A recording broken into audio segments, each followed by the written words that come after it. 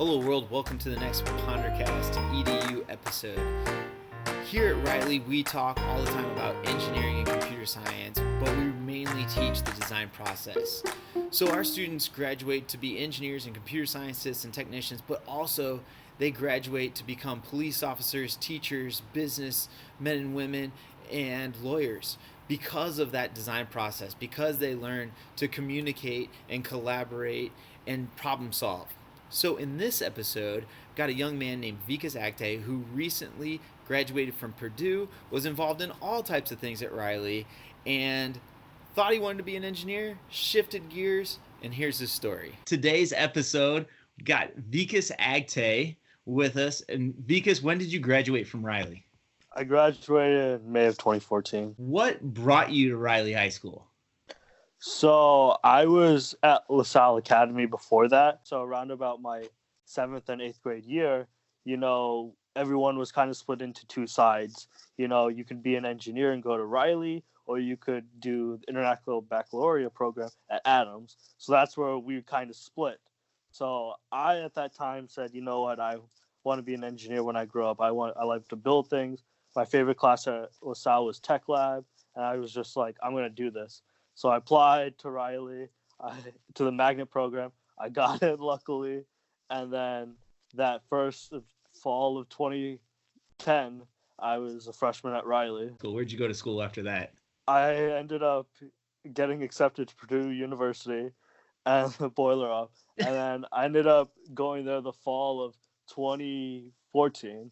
So I was a freshman there at West Lafayette, and it was brand new to me, but it was lovely. A lot of people didn't know when I was coming to Riley. Was it your senior year?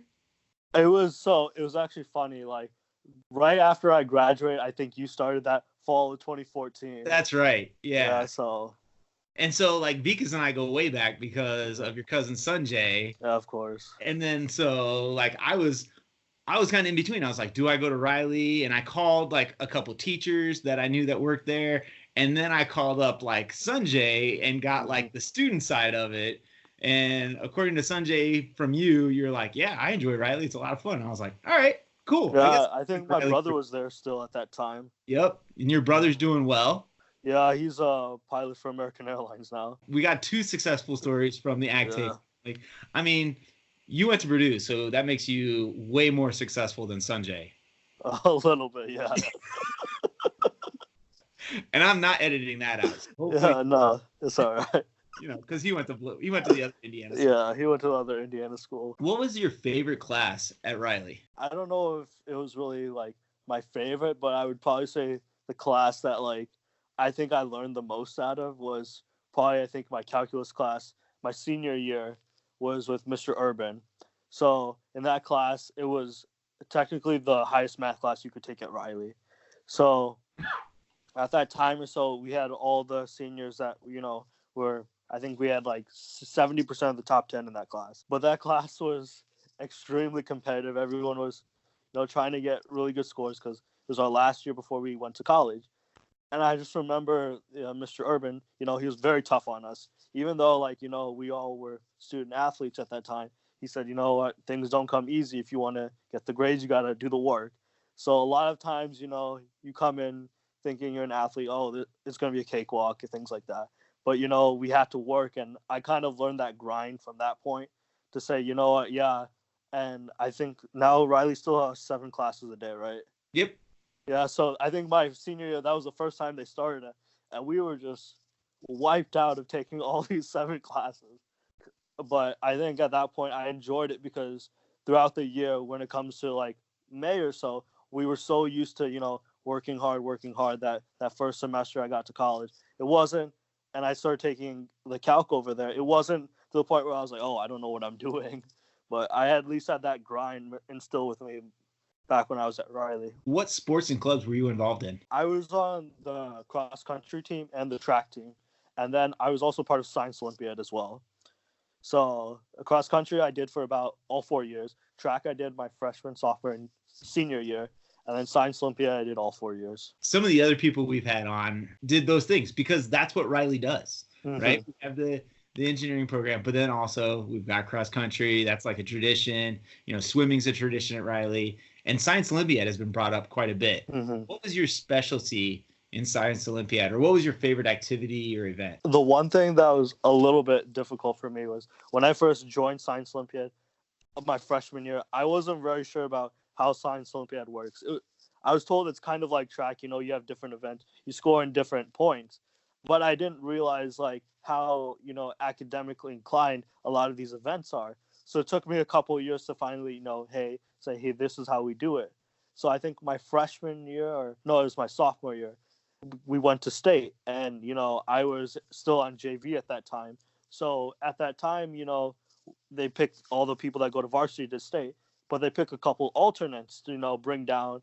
So I think they brought me down for, I think it was a flight kind of event where you take a wooden airplane and you fly around the gym and try to see how long you can go. So that first time I went to the other school down south in Indiana, and it was interesting because I'd never been on a college campus like that before, and to see how competitive things are, it kind of reminded me, okay, this is very serious and things like that.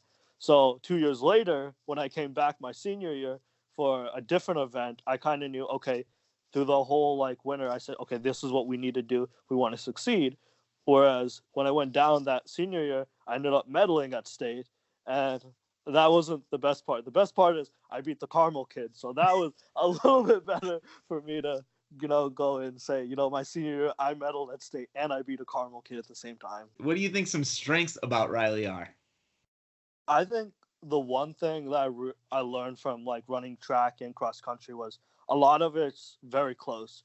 So when I joined cross country, I think we had 40, 50 kids or so. That it was a very big team. But we had about 12 or 13 freshmen on that team. So we were very young at that time.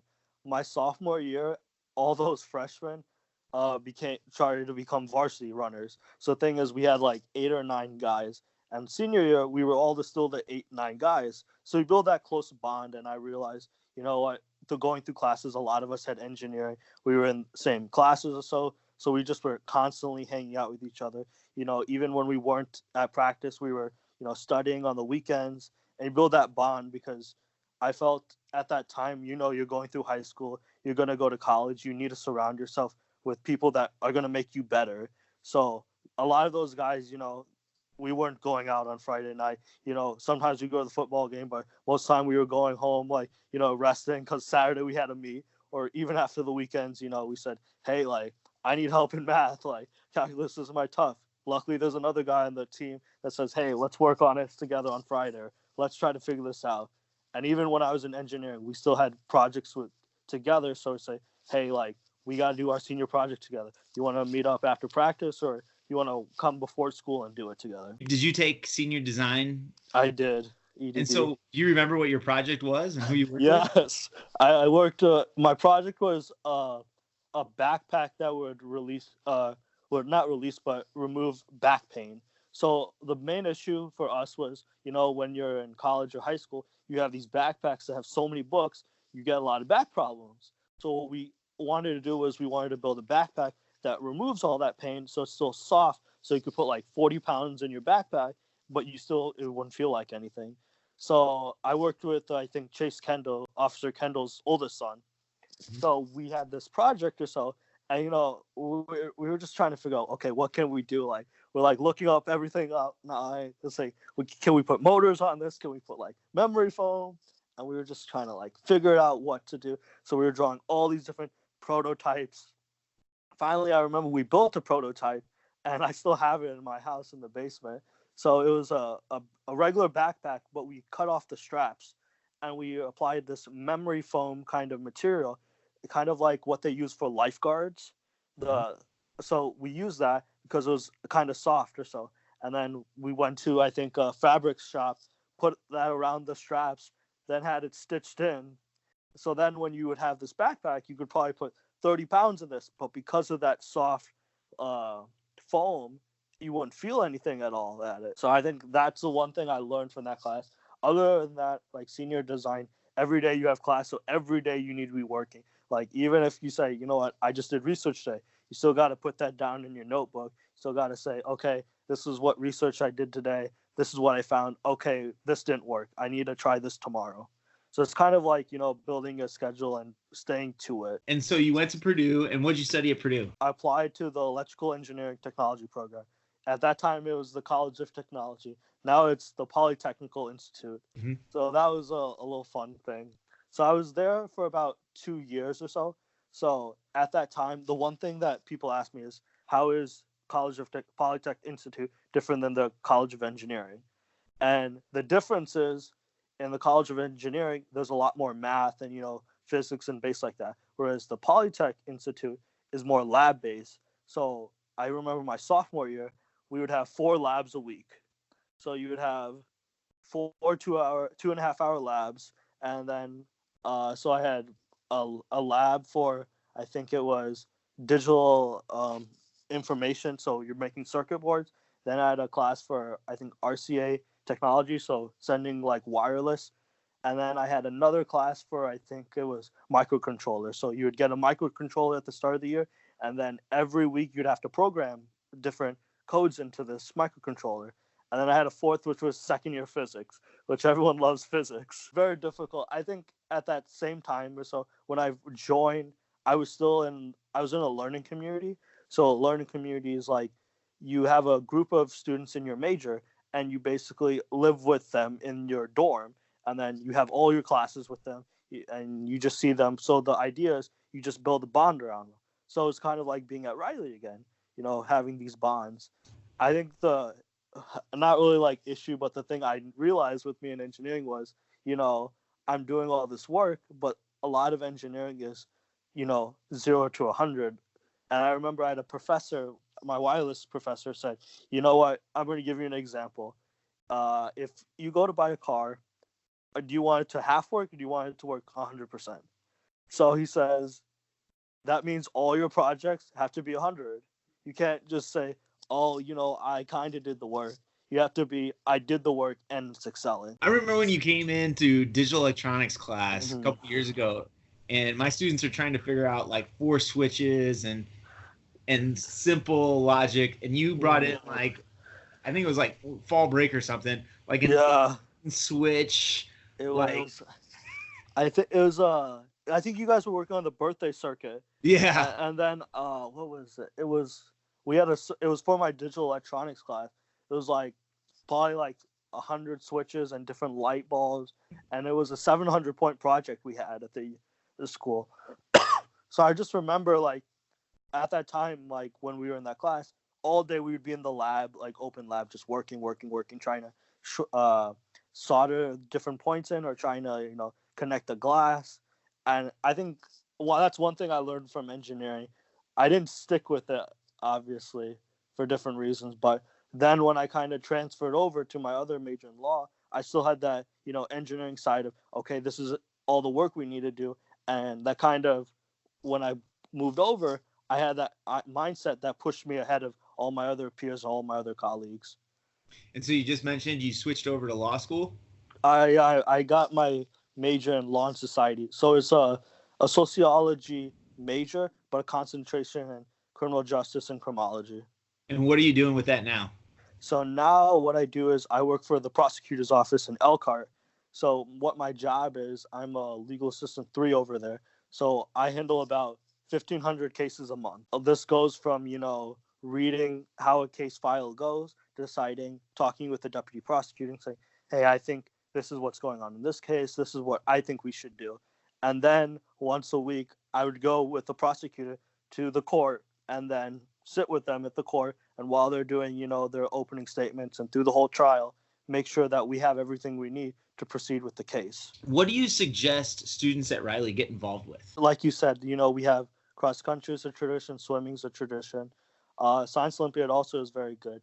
I think that's the one thing when I was going to college or so, a lot of other people, are in the same boat. Like they're student athletes, they did other clubs.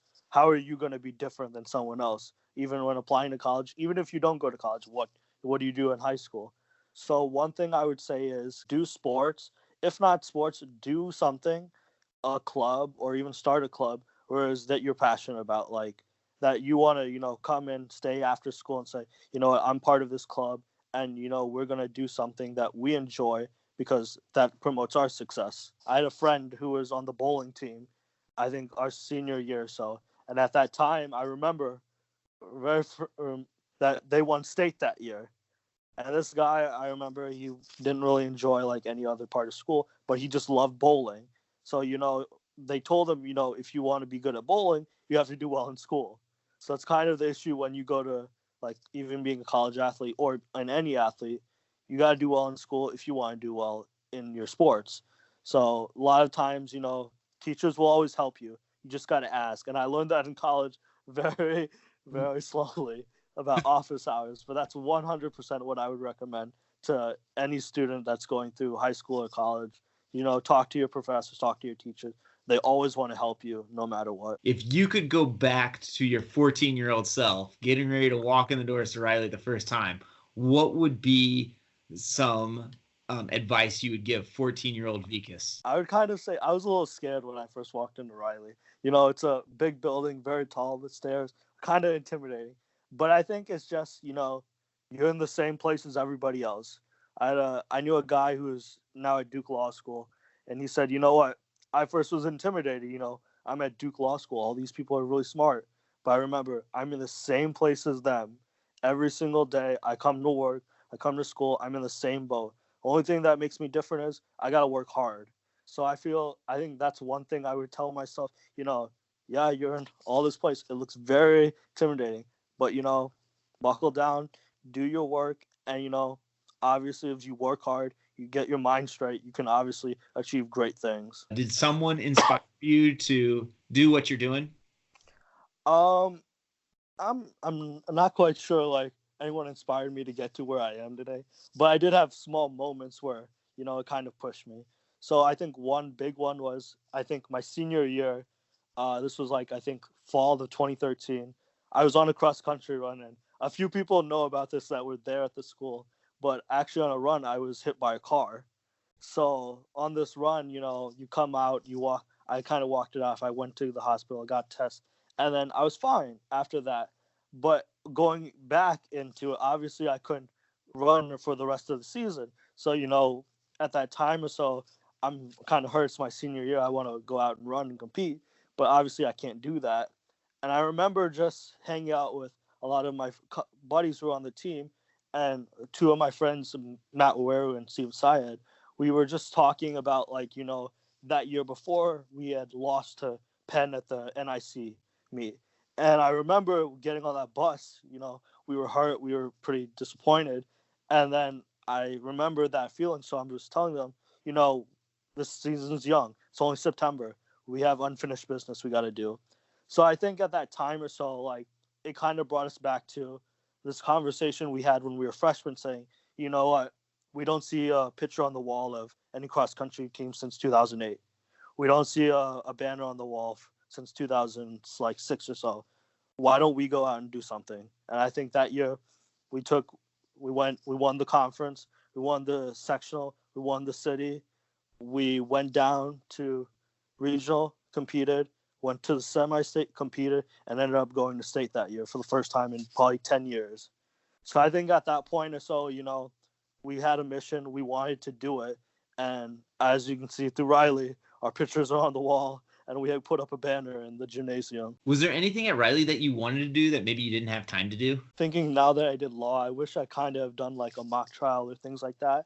One thing I kind of wish I would have done is not really like time management or so, but I think I didn't really understand, being in Science Olympiad and being an athlete. There's a possibility you can do both. At that time, you're just a 14, 15-year-old kid. Nobody's really going to say, hey, if you want to do this, you just have to ask for help, and then, it's possible. At that time, you're trying to figure out everything on your own. You think, everybody's against me. I need to do things on my own. That's not how it goes. Obviously, if I would have talked, I would have asked for help. I know that the situation could have been better, and I could have done a lot of things differently. So I think that's one thing I look at. But at the same time is you can't really, change the past.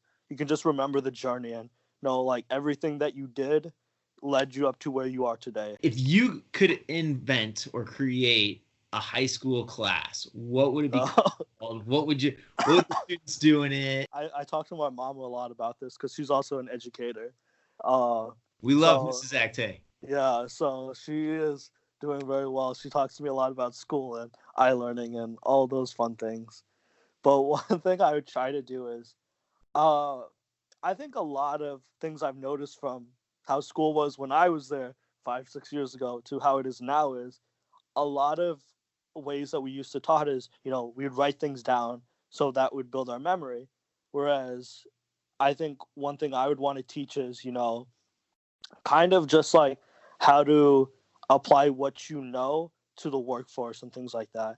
So one thing I learned is, I have this, I did, I think 5 PLTW classes when I was at Rice. One thing I wish I would have learned was I would have at least liked, you do in DE, you're building a birthday circuit. But, I would at least like to, learn how to do that in the outside world. So maybe we'd go out and say, okay, now you're here in a building.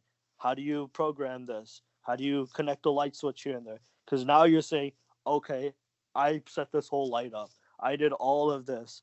And now what I learned is now marketable. So maybe say, hey, I don't want to go to college and things like that. But now I have this marketing skill. Whereas I think at that time, a lot of people are saying to like my friends, hey, you need to go to college. You need to do all this. I'm not saying that's the wrong decision. I went to college. A lot of my friends did too. Even some didn't. But I mean, at the end of the day, we all did what we wanted to do because we felt that that's where we wanted to go. What was your most embarrassing moment at Riley? I think it was getting hit by the car because Riley's a very small school. So when I came back on Wednesday, a lot of people say, hey, yeah, you're that kid that got hit by the car. And, you got to smile and say, yeah, that was me. And then luckily, even at senior banquet or so, we all talk about, you can get hit by a car, but you can still walk it off. So obviously, I still had a life to go after that. But every time I go back, I see like Coach Vandries, Coach Wetzel, and all those people when I was there and say, hey, you're still alive. You're still doing well. I say, yeah, I'm doing well. Yeah, it's good we can laugh about it now. In closing, what is your definition of success? Okay, so I kind of prepped for this while watching the last interview. The way I look at it is success is kind of like a way that you look at how you can do the things that you want to do and completely, like, I wouldn't say dominate, but excel at it. So I would say when I was on cross country and track or even in school, they're all kind of on different paths or so. But the main idea of success is, get an A, be a best runner, things like that. But I think the one thing that we common forget about is, the little work that comes before that. So a lot of times in running, we focus so much on the off season that's saying, do your drills right, do all these small things right. Because when it comes down to, last 100 meters in a race, is it really going to matter how many months you put in before that? No, it's going to matter, kind of how many things you did right that are going to lead you to that victory. And I think a lot about that when I was studying in my last semester, whereas I had a class that had 15 papers in. So in one class, we wrote 15 papers. Every single week I had a paper. So some papers were like 1 or 2 pages. Some were like 5 or 6 pages. And this is just one class. It was a criminal justice class I took. But I remember it was like one of my favorite classes I'd ever did. Because one thing that we had was a professor who was a law enforcement. And he says, you know what, I'm going to teach this just like I would teach like Marines. You do the work, you get the grade, that's it. So I remember it's just like a grind, you got to do small things right. And because I learned all those small things did right, I did very well in all my law classes. Obviously, when I went for my job interview, they said, you know what, you did really well. When I went at Purdue, I did extremely well with no classes and things like that. Nice, buddy. Well, thank you so much for being on. Mm-hmm. And now that you're back from Purdue, we'll have to go watch a Purdue basketball game or something. I do. Maybe here in town or something. I know. I hope I don't get time off until middle of January, but I'm hopefully trying to go down for the Bloomington game or things like that. Thank you so much. And boiler up. Boiler up.